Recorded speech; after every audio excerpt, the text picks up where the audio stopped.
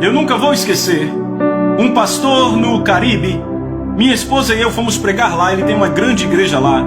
E estávamos na sala de estar dele uma noite e ele disse para mim e para minha esposa, ele contou que quando tinha 8 anos caiu numa vala numa construção, no Caribe. Ele estava lá indo para a igreja, toda semana. E a vala estava cheia de água porque estava na época da chuva, ele se afogou e morreu.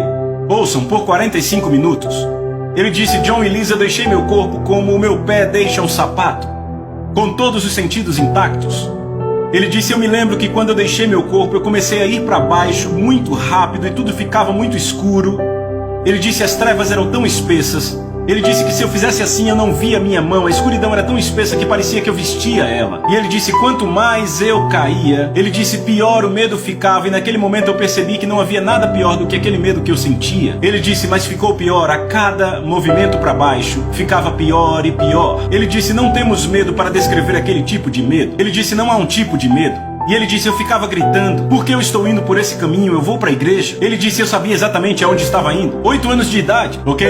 E ele disse, então, eu ouvi os gritos. Ele disse, sabe, existem gritos e existem outros tipos de gritos que fazem seu sangue gelar. Foi esse o tipo que eu ouvi, cheio de terror. Ele disse, John e Lisa, ele disse, então eu vi as luzes das chamas. Ele disse, eu cheguei à entrada desse lugar e eu sabia que se eu entrasse nesse lugar, eu nunca mais sairia dali. Ele disse, um ser, ele disse, um tipo de ser pegou no meu ombro, eu não pude olhar porque eu estava com medo, e começou a me puxar para trás. E ele disse, de repente uma voz falou e abalou tudo, e disse, deixa ele ir. E o ser disse, não, ele é meu. E a voz disse, deixa ele ir, ele é meu. E ele disse, aquela coisa, aquele ser me deixou ir, eu comecei a subir.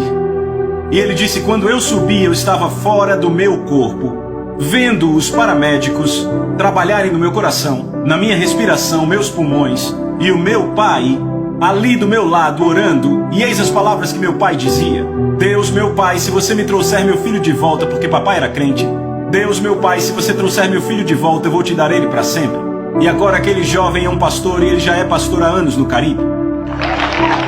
Agora, eu falei com outra mulher que esteve no inferno, ouçam. O Senhor deixou que ela visse o inferno numa visão. Ela disse para mim, ela disse, John, ela disse, aquele lugar é indescritível. Não temos nenhum tipo de tormento ou horror para descrever esse lugar na terra.